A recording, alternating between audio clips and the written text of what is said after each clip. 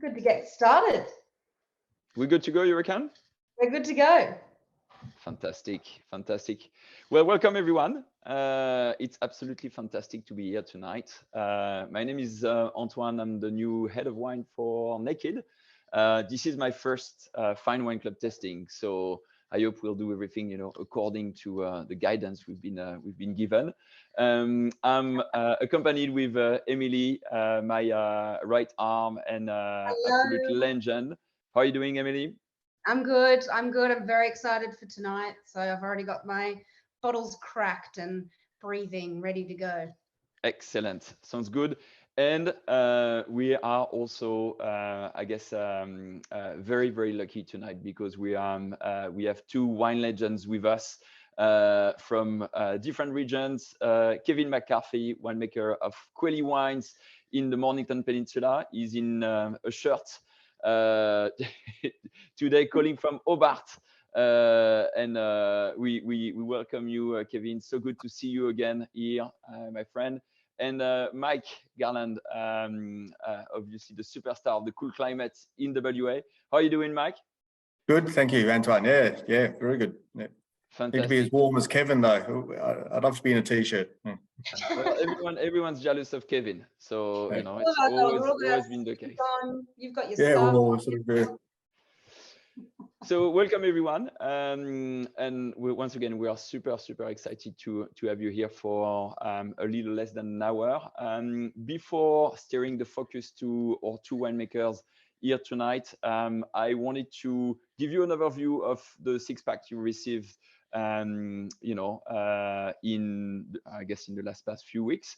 A very interesting array of wines, and I'll start with something I know pretty well, Champagne Jean-Philippe Moulin, and I'm gonna take my best French accent to say this one, vintage 2014, 2014. I love Champagne. I've spent 10 years working in Champagne, and I can tell you I'm absolutely amazed by the quality of this Blanc de Blanc. So a Champagne that's been made with 100% Chardonnay. Jean-Philippe Moulin is same thing, a wine legend in Champagne. He's been working for some of the best houses in Champagne. You name them, Mumm, but also Ruinart. He's based in Vertus, and Vertus is a premier cru in the Côte de Blanc. And there's literally no better place to grow Chardonnay in Champagne, but should I say on the planet? I don't know. Kevin, Big call. A bit cold, but amazing Champagne. 8 years on the lease, so the Champagne has spent 8 years, in Jean-Philippe cellar, resting, developing some intense aromas and a lot of layers. So expect, fine, nice acidity from the Chardonnay, but also some depth and complexity from the long aging. So a fantastic Champagne to start with.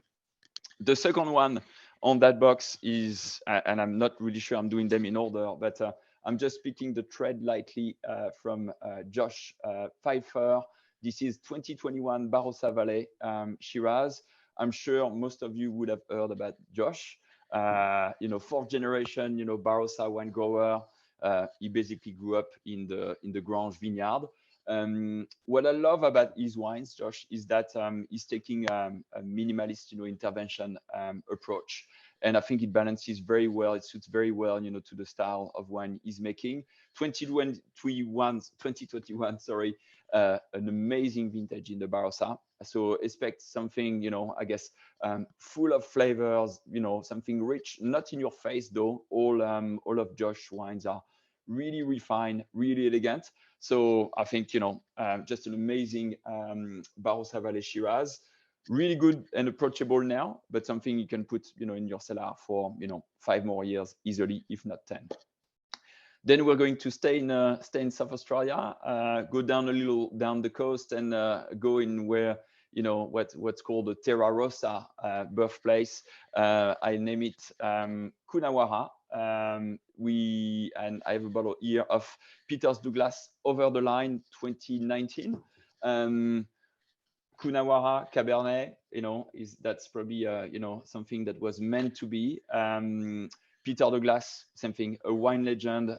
He used to be one of the senior winemakers that wins So one of the best brands, you know, in the Australian landscape, and that has been for a while. Coonawarra Cabernet, well, same thing. That has a little bit of age here in the bottle. So 2019, really good to drink now, but that's only going to get better, I guess. Perfect for, you know, the cooler month. And last but not least, something very limited, made by another wine legend, you know, in Australia. Doesn't really need an introduction. Daryl Groom used to be Grange winemakers in the 80s. Daryl is now what we call a flying winemaker, and he has the opportunity to make wines, you know, everywhere in the world. He's a specialist of the US, and he's delivered and he has offered us this incredible Zinfandel. Zinfandel is also known as Primitivo and some other name, but mostly known as Primitivo in Italy. Expect something luscious, expect something big, something perfect for the cooler month. This is coming from the Dry Creek Valley, which is at the center of the Sonoma Valley on the Californian coast, so western part of the US. Same thing, really good to drink now, but this is 2020 vintage, by the way, but this is something you can cellar for years. So an amazing array of wines so far. And no doubt you'll probably have some questions about the wines. Feel free to ask them. Emily is going to come back to me with some of these questions. But right now, you know, without further ado, I think this is time to steer back the focus to all wine legends that are here with us on the call. And, you know, and I've talked to Mike about this before. I think we're going to start with Pinot Noir, Mike, if you don't mind. Yeah, absolutely. Yeah, what a great place to start. What a great place to start, indeed. Kevin, I guess this is your show now. I have in my hands a bottle of the Diamond Bay from the Mornington Peninsula. Something I know you've put a lot of effort in, a lot of time, and you are, you know, I've been to your place. It was like probably three weeks ago. I've seen those incredible vineyards. I've seen, you know, and I've heard especially about your philosophy, your vision when it comes to winemaking. I mean, I'm so pleased to have you on the call and to taste this wine now with, you know, with all of our angels. Kevin, do you want to start with telling us, you know, how did you get into the Naked story and a little bit about your background in the Mornington? Yeah, sure. Thank you, Antoine. So we go back a long way, really. So it goes back to 88, 35 years ago, moved to the Mornington Peninsula. And of course, it was all about Pinot Noir and Chardonnay. Then we changed, if I can be a bit boastful, maybe, we changed the paradigm a bit with Pinot Gris, Pinot Grigio. But we're not talking about that. We're talking about Pinot Noir. So been working with Pinot Noir, and you go back to Yarra Valley, working with Halliday at Coldstream Hills, working with Pinot Noir since 1986. And I've been thinking about this little hookup a lot through the day, Antoine. And I kept saying to you, I think, that 2021, we were so fortunate with that vintage. And really, as I think back, right back to the 80s, I reckon there's only been 4 or 5 vintages like that. Wow. So it's very hard. It's very hard to say what is a great vintage. You know, you don't want to get too carried away. Winemakers get carried away. But we're talking, and we talked about this in at length, Antoine, the classic vintage as against, you know, the warm and generous and the easy vintage. The classic vintage where you're making the wines that you really want to make. There's only been, I reckon, 5. And when I came on board with Naked, that was 2012, and that was the last time before 21, I reckon, we had a vintage like this. So I don't know whether that means something, but it's a long time. So it's been a great journey, and it went very focused on Australia and the Australian Angels very early in the piece, and I'm really happy now that that's happened. And I've talked to Antoine about this a lot. And so we can be really very focused. People know what we're talking about. So when I talk about the Mornington Peninsula, everybody knows where that is, what it does. Cool climate, very on the edge, which is where you want to grow Pinot Noir, but you've also got to be a little bit of a risk taker. You've got to be a little bit crazy to be on that edge and seeking that thing which is Pinot Noir, you know, the nuances, everything coming together. And I think that with that wine, that Diamond Bay, which is a single vineyard, it says it on the label, Warrawee vineyard, which is a vineyard that Kathleen and I planted back in '97. We know that fruit, that vineyard really well, and everything came together. It was just meant to be. 21 was meant to be, and of course it was the fantasy wine. So, hallelujah. And hey, you got to talk to us about your destemmer. Come on, your favorite baby. Yeah. No, we talked about that a lot, didn't we, Emily? Oh, I love it. When you were down there.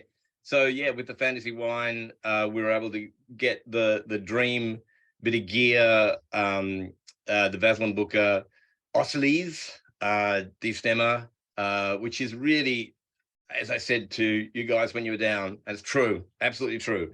It's changed our Pinot Noirs, and it's very hard. We're searching for words. You met Tom, my son Tom, and he often says it gives the Pinot Noir gloss. So Pinot Noir is very much about trying to get that richness and gloss in the wine without going too far. It's getting it balanced. And with that bit of gear, it's true. It is just basically not hurting the fruit, not bruising the fruit. It's just dropping into the bin underneath. And you look in there, it's just a beautiful thing. Just perfect berry. Makes all the difference. Thank you, guys. And I'll just jumping on this. I'm sorry. I mean, Kevin, I've opened the wines was probably 30 minutes ago, and it starts to open up. It's probably something, you know, I don't know. Would you recommend to decant that wine? No, Probably. I wouldn't decant it. There's no problem decanting it. No. You want to decant it, absolutely. But I'd do what you did. I would open it well beforehand, and pour a glass. Right? Yeah. Exactly, and it's absolutely sublime. So congrats, Kevin. If you know, taking a step back, you know, Mornington, you know, cool climate, Pinot Noir. If you know, I didn't know anything about wine, and I don't know anything about wine still. What would be the main characteristics, you know, on the Pinot Noir from the Mornington versus a Pinot Noir from Burgundy, for instance? How would you describe that in a few words? And you know, to me, this is quintessential. So this is not fair. So it's really interesting. I mean, if you're talking about Burgundy, you're talking about, of course, the great Pinot Noir, the classic Pinot Noir, the aim. Everyone's using that for the inspiration. But the thing about Europe compared New World, Old World, it's dramatic. Really, it is obviously a dramatic difference. We've got different soil, etc., etc. And when you look at Burgundy, you're looking at a wine, and I'm not saying this to suit myself, but you're looking at a wine that needs time. You can't really enjoy, it might be beautiful wines, of course, but you can't get into a young Burgundy from France, okay? It's got real structure, which is a beautiful thing, but it needs time. Mornington boast, you know, I'm maybe saying what suits, but I really think this is true. Mornington Pinot Noir, you saw it when we're drinking it, tasting it, from the barrel. How beautiful is that? It is absolutely approachable and even seductive straight away. So maybe we don't have, well, I'm certain we don't have the same structure that you can get out of true Burgundy. We've got something else. And I go back to that word gloss. We've got this power, and you see it, another plug, you see it in Pinot Gris as well. It's got a seduction factor, a hedonistic factor. And that is what brings people in. And once you've been there, you keep chasing it. It's a beautiful thing. Wonderful. Absolutely. Speak wonderful. with so much passion there, Kevin. And we've got a great question from Lee on the call tonight. Thanks, Lee, for the great question. What's a fantasy wine? And look, this is something where winemakers are given the opportunity to pitch their fantasy, what they really, really, really want to make. And we put that out to the Angels, and the Angels get to vote on what they'd like to see. And Naked gives the funding for the winemaker to go and make that wine. So as you can see, Kevin's got a lot of love to this Pinot, and that certainly comes out through the glass as well, on the love to make the wine. So that's what a fantasy wine is. Going on, drink, if you decant this, or, kind of serving suggestions, you said that you could put this down for 2 decades, no probs at all. And now, that's going on experience with the other classic vintages. Absolutely. Yeah. Wow. And that was, they're under court too, so there was a bit of a risk. This is under scrutiny.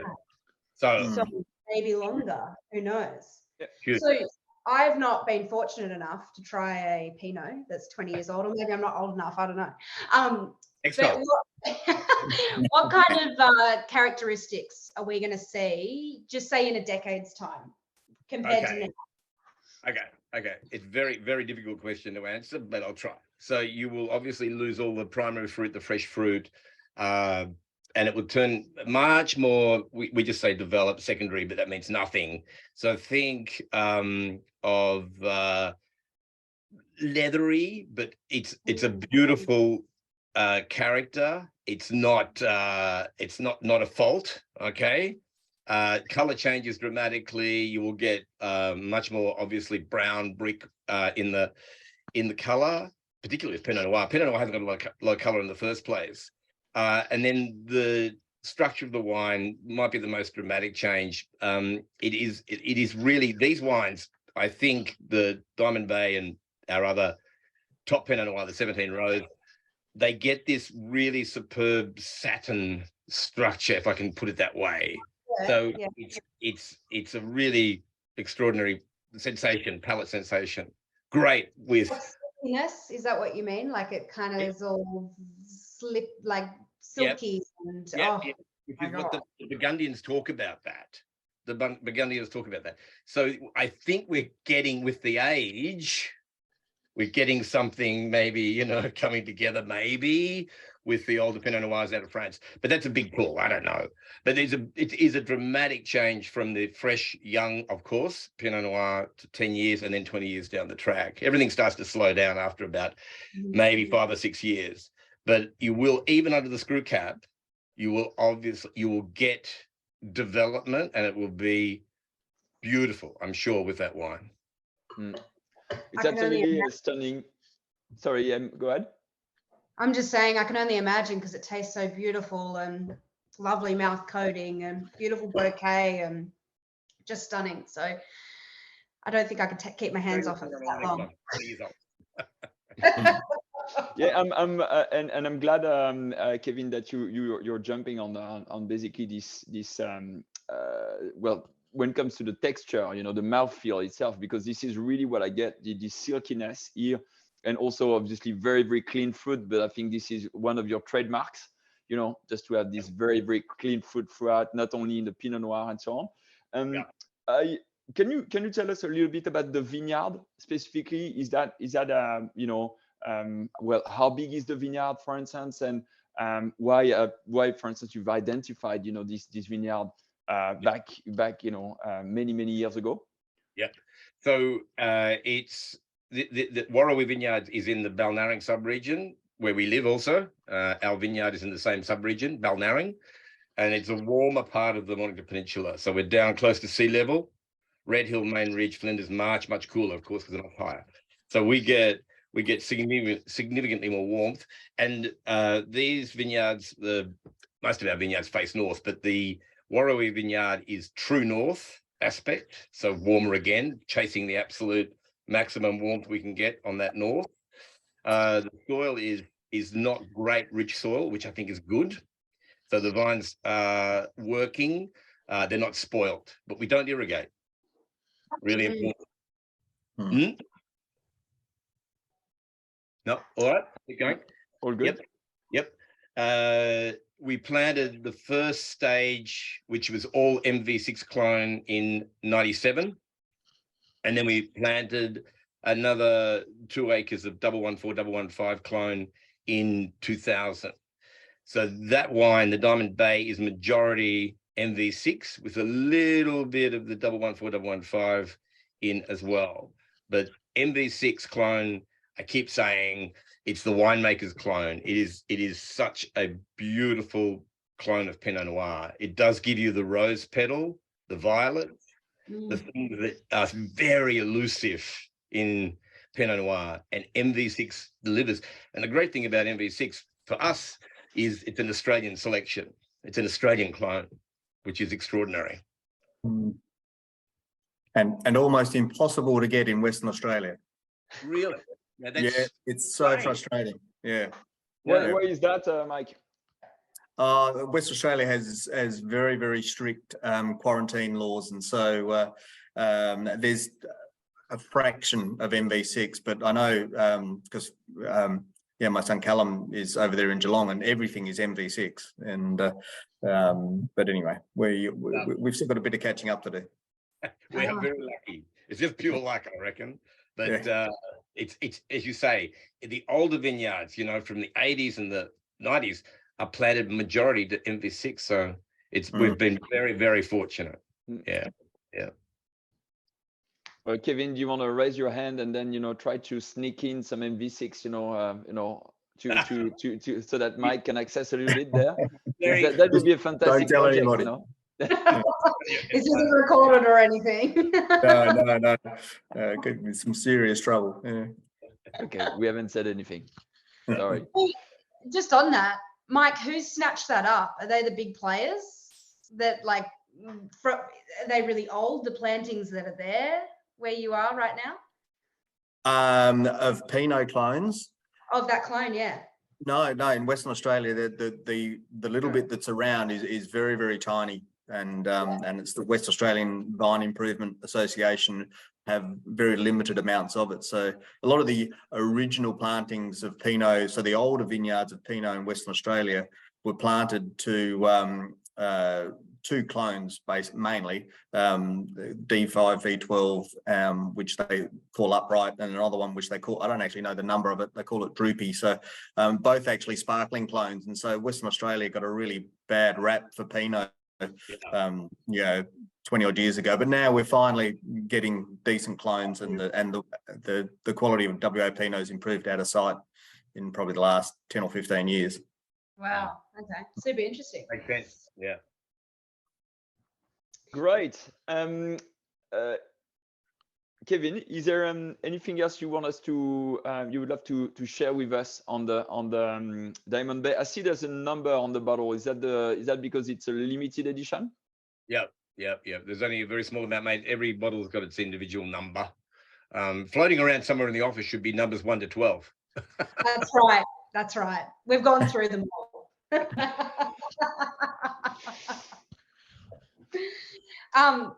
Before we move on, Kevin, if you were to wrap up making Pinot in like one sentence or one word, what's the word you would use? I'll give you a sentence. I'd say, obviously, individually, very, very fortunate to be able to work with such an incredible variety. So just incredibly fortunate. And as you work more vintages, you realize, of course, there's so much more to learn, and how lucky you are when you strike a vintage like 21 or 12. They're rare as hen's teeth. And I think that's what you get. You get more appreciation. It's rare as hen's teeth. Perfect. It's just what I'm looking for. I actually have one more question for you, Kevin, before we move to WA. For me, wine, especially reds, I rarely drink them, by themselves.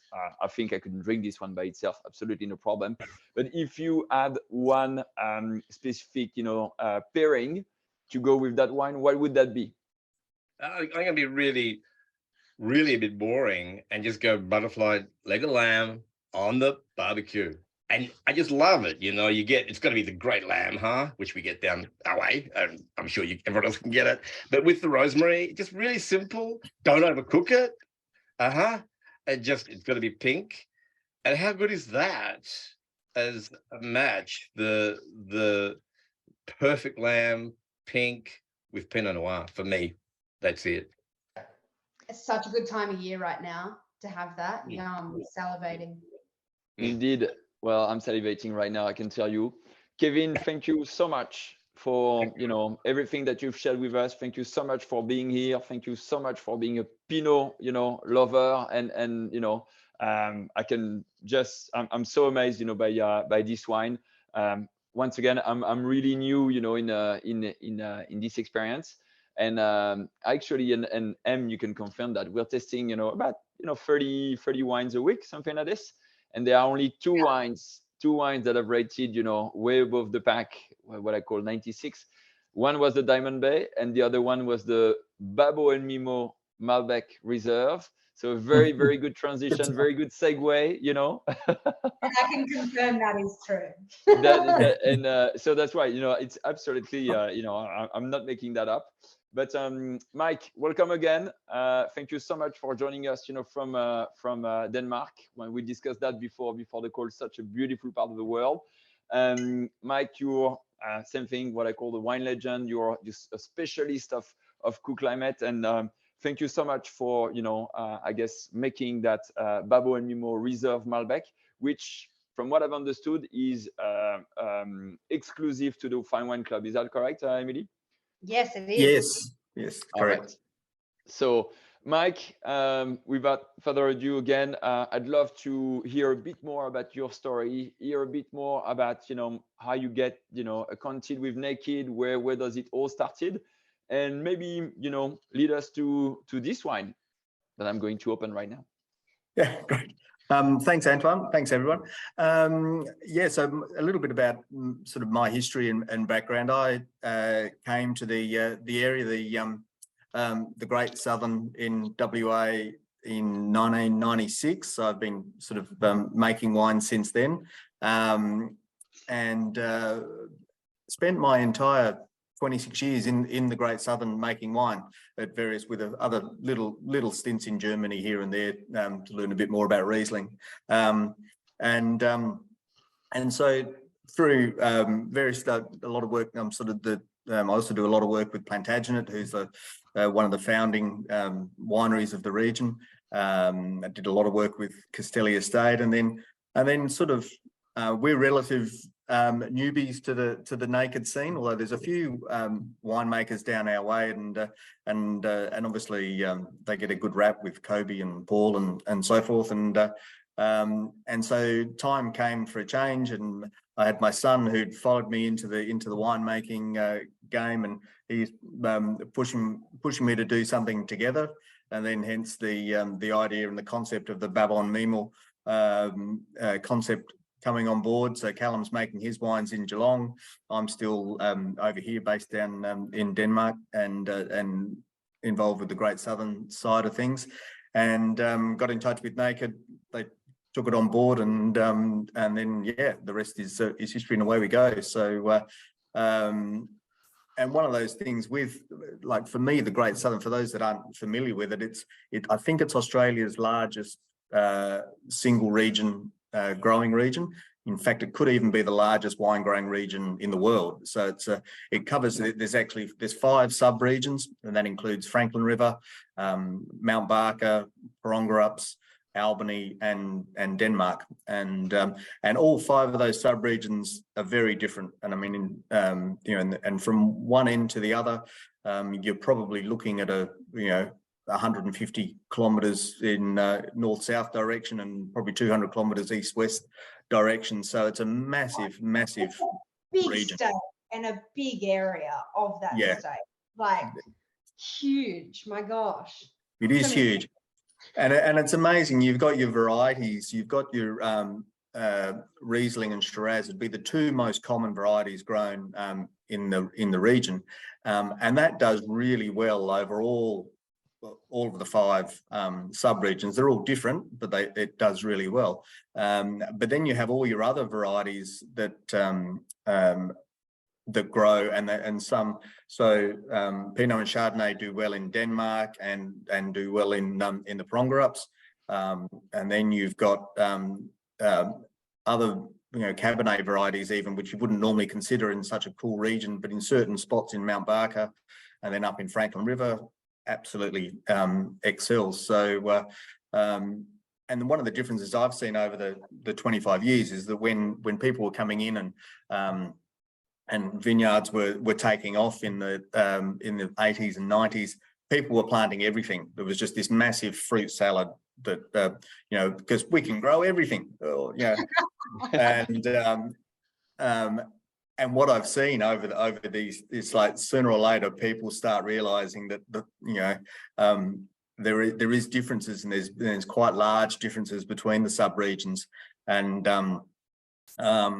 so what's actually happened for the betterment of the entire industry is that varieties that don't work, so for instance, Pinot Noir doesn't work in Franklin River, that's been taken out, and then the varieties that do work, Cabernet, Shiraz, Malbec, are just going ahead in leaps and bounds, and so we've actually seen now despite our original thoughts that we can grow anything anywhere,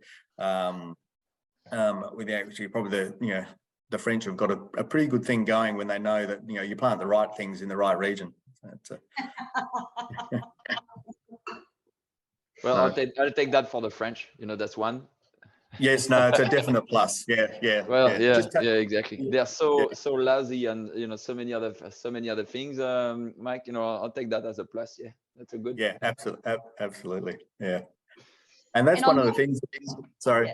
Yeah, you go, Mike. You go. Yeah, no, I was just going to say, with the region we have down here is so varied, and so it is. We're cool climate. We're sort of, you don't go. The next stop from us is Antarctica, so and so we're very much influenced by the Southern Ocean rather than the Indian Ocean. So it's pretty fresh down this way. And one of the beauties we have is because we have these differences. So during those autumn months, when you're down on the coastal regions of Albany and Denmark, it's sort of 20 degrees, overcast, maybe a little bit of drizzle, and hangs around. You move inland into Franklin River, which is where it's my favourite area for cool climate reds. Is that it's still only maybe 21, 22 degrees, but it's beautiful sunshine and dry. So they finally discovered Franklin, and it's on super deep gravel soils. It's just an amazing place to grow high quality red grapes, Cabernet Shiraz. There's a lot of Grenache cool climate Grenache being grown there now, and it's one of those. It's a really exciting sub-region that's gone on leaps and bounds in the last 10 or 15 years. And would you say as well with that, like cool climate Malbec is rare in Australia, like in terms of certain regions that are doing it well? I would say so, yeah. I mean, you look at the history of Malbec, and like most varieties, its origins are from France, and so it's from sort of in Cahors. Excuse me, Antoine, I probably didn't pronounce it correctly. Cahors, that's perfect. Cahors, yeah. So a little bit on the a little bit southeast of Bordeaux, and so they obviously it's a cool climate version, but the Argentinians are the ones that have sort of grabbed the variety and run with it, and it's almost their national red. But certainly you would compare the style that is grown over here in the cooler regions, much more similar to the sort of Cahors style than the Argentinian style. Okay, they're still big and vibrant and juicy styles of wine, but they do have that cool climate elegance and structure to them.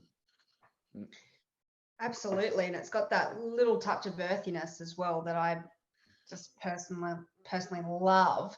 What do you love about Malbec? Exactly what you just said. It has.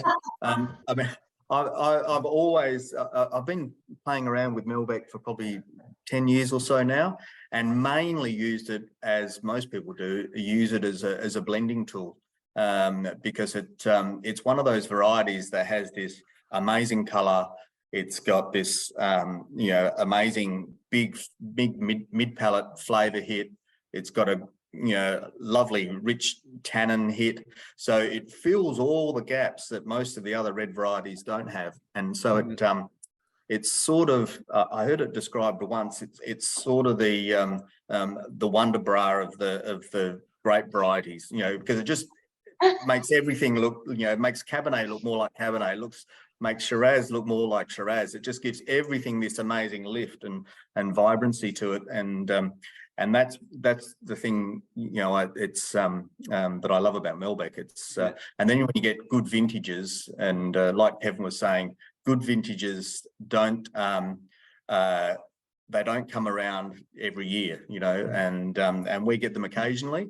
And I would say in my 26 years, we've probably had 2 or 3. 2018 was one, 2011 was another, where everything over the entire, because we have very long vintages here and lots of different varieties, where everything just worked like a treat, and everything worked on time. There was no disease, there was no rain, no birds, everything was perfect. 2018 was another one, and they are as rare as hen's teeth. And then what you do have then, because our regions are so varied, is that you'll have one vintage that's just amazing for Riesling and perfect, but the other varieties suffer. Other vintages that are great for Cabernet or great for, and the 22 was just this perfect ripening period for Malbec. So had plenty of early season rains. So in unirrigated vineyards, you need enough canopy to see it through. There was no bird pressure, and that getting into the later autumn period, the weather was it was perfect. It was great. So we could actually pick it exactly when we wanted to pick it, and get the tannins at the right ripeness level. That's one of the hardest things with Malbec. And it's a really good point, Mike, and I'm glad you've brought it up, because I was looking at my tasting notes from before and then trying to compare with that. First of all, what strikes me the most here is the color. What a beautiful, lovely purple, that stick to your glass. And as you said, that's absolutely insane. Then, this juiciness and something, the fruit's just really, really clean, really well put together. But what strikes me the most is the tannin structure, Mike. And I really like your comment, because sometimes in a lot of people's mindset, Malbec, yes, it's Argentina, with this earthiness and this grip and so on. It's also Cahors, as you said, and Cahors, you can, you expect, some warmth in your glass as well. Yeah. And this is, to me, almost like the best of both worlds. I'm really surprised by the approachability of this wine. By the tannin structure is absolutely sublime. I mean, it's really delicious by itself now. Where that with food that's gonna go hand in hand with a lot of different things. And this is a wine that tell me about your experience with Malbec that can age in the long haul. But I'd probably keep that for at least 5 to 10 years. Yeah, I would think so. It's one of the things when you're comparing, and especially if you're running tastings and you're looking at Cabernet and Shiraz and Malbec, the tannins is where the difference really sits. And I always find Malbec, it's got like a big block of tannin. It's this lovely big mouth filling tannin, but they're not aggressive and they're not sharp. So they don't necessarily need a lot of time to settle and soften up, because they're actually approachable when they're young. But there's lots of, there's plenty of tannin. So so I would think, it's one of those wines where in the next 5 to 7 years, it's going to, still have lots of primary fruit and plenty of structure, and it's fine. But there's plenty of tannin there to age it for, for a longish time, 10, 12 years. And can you tell us how would this wine, especially again made exclusively for the Fine Wine Club, differs from any other Malbec you've made? I mean, this called Reserve. Can you tell us a little bit about the winemaking on this wine? So winemaking is all done in small 1.5 ton fermenters and hand plunged. So the focus on this is not to over it, because it's a variety. It's very easy to over extract. And that you don't want to look at it for 10 or 15 years.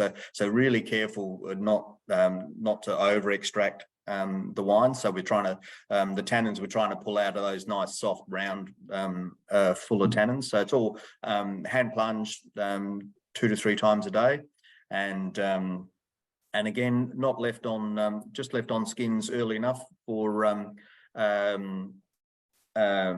you know, with some cold soak again for pulling out those soft tannins, and not kept on skins for a long time post ferment. So we're pressing it off to because it's the vibrancy that is what I always love about Malbec, and I think that's really worth preserving. That sort of just that super almost electric type vibrant fruit.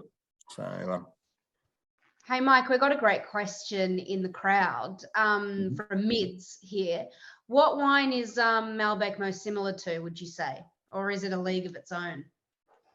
Oh, yeah, good question. I mean, I would probably, in terms of red wines, you're probably looking at cooler climate Shiraz, but it doesn't have the spiciness of Shiraz. It's richer and rounder than cool climate Shiraz.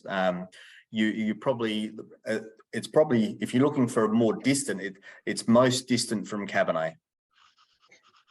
Like, okay. You know, so it's much more of a, like the fruit profile is more blue fruited rather than red berried fruit, and the tannins are bigger and plush rather than layered and structured, which is what you're looking for in Cabernet. So I could probably give you more an answer as to what it's more different to than what it's more similar to. Yeah. It's interesting knowing about like that kind of flavor profile, or that those kind of blocks that you just explained there about, yeah, what kind of aromats and palate you're looking at. It's always good to see what, especially if you're new to Malbec, like, you know, I guess Aussies can be, because you can't find it a lot, especially that cool climate style that you do so well. So yeah, great question, Mids.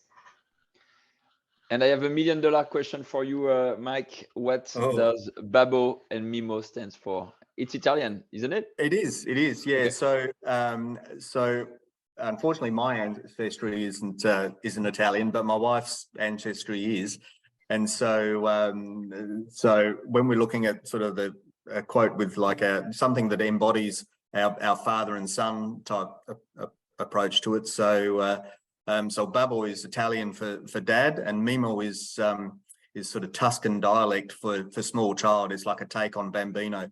So not that Callum is very small. He towers over me. So Callum. I can still call him my little boy, but not that he's very little. Yeah. That sounds amazing. And so Callum is in Geelong now? Yeah, so he's based in Geelong. He's doing a lot of work with Italian varietals and things like that, and obviously he's also doing Pinot and Chardonnay work there, which is what they concentrate on down in Geelong. Fantastic, sounds good. And up, so obviously up for his trip to Burgundy anytime soon.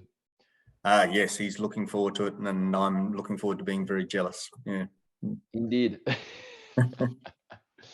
Sounds amazing. Is there anything else, Mike, you want to share with us about this absolutely incredible wine? I've probably had 2.5 glasses, you know, as when I was getting into it. Something it's hard to resist, you know, and just by itself like this.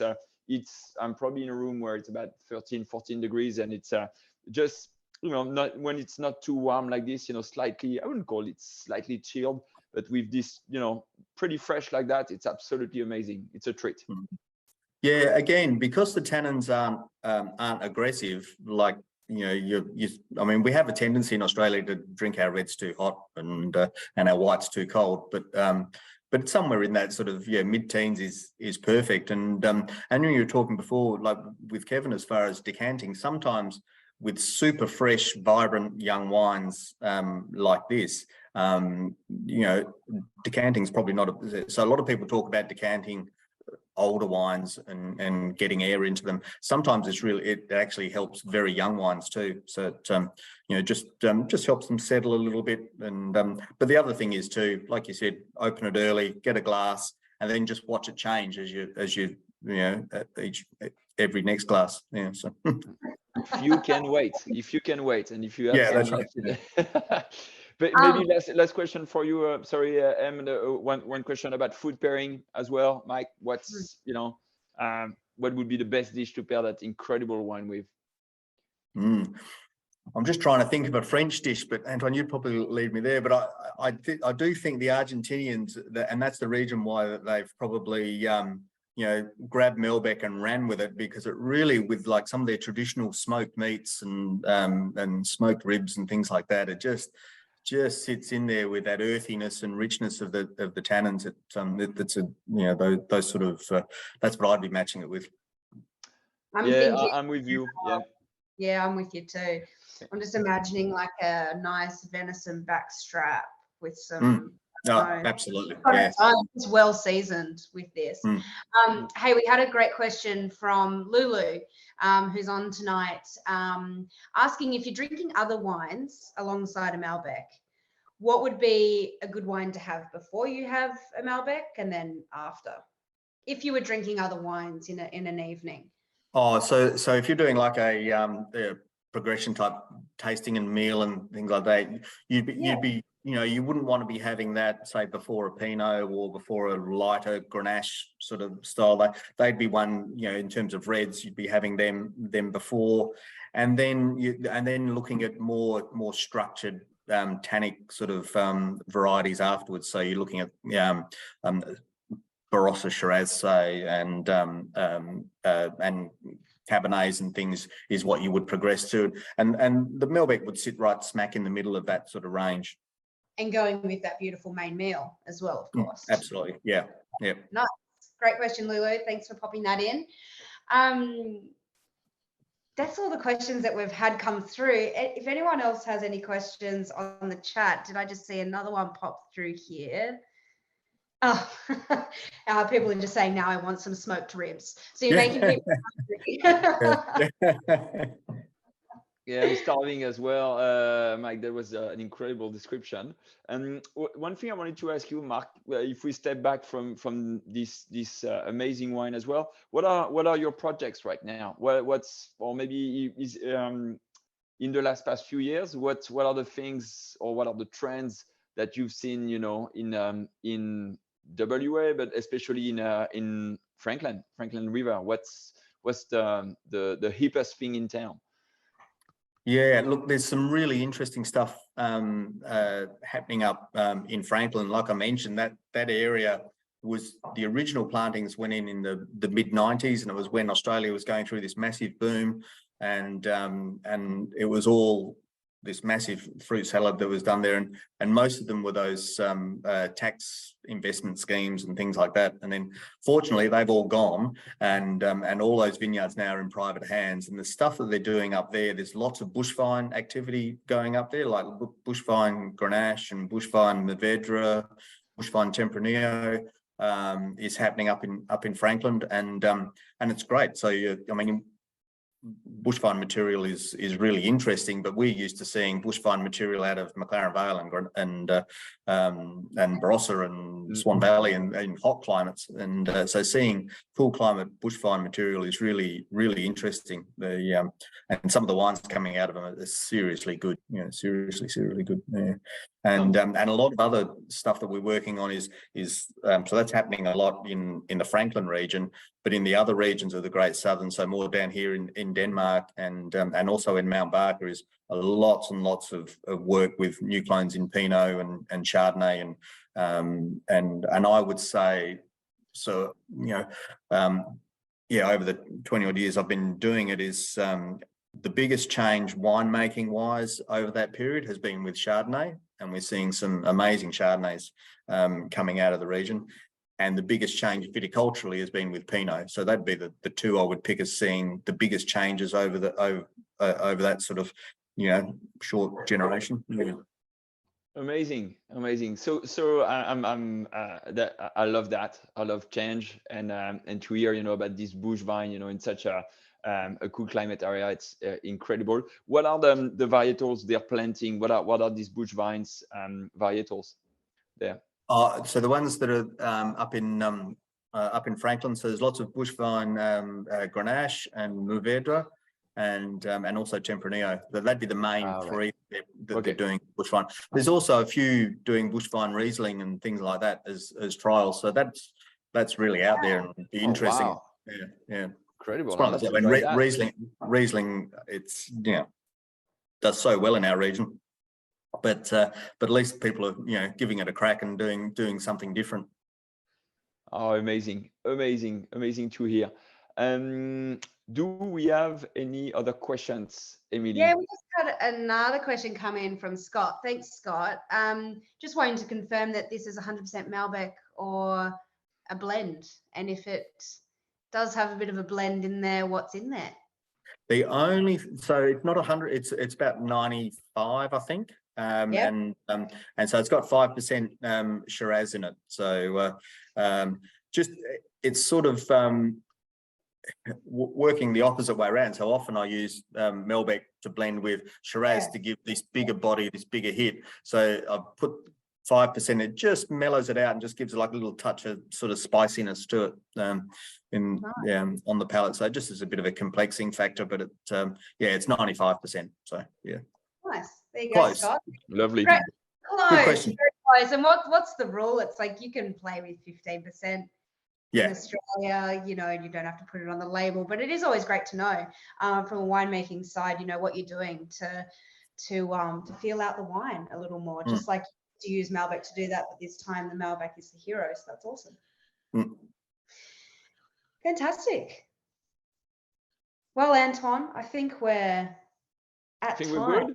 Almost. Unless there's any last questions or comments, and something that we always want to remind you of, Angels, is of course when you do sip along with these beautiful wines from your Fine Wine Club pack, jump onto the app, jump onto the website, rate the wines, hassle Mike and Kevin on their wall, let them know how much you're loving the wines, give them 5 hearts, and it always helps us to see, how these wines go with you guys. So hopefully you love your pack this time.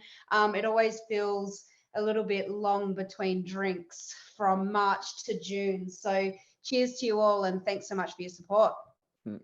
Thank you very much, Emily. Thank you so much, Kevin. Enjoy the rest of the Hobart party, and I hope you'll enjoy the rest of your trip.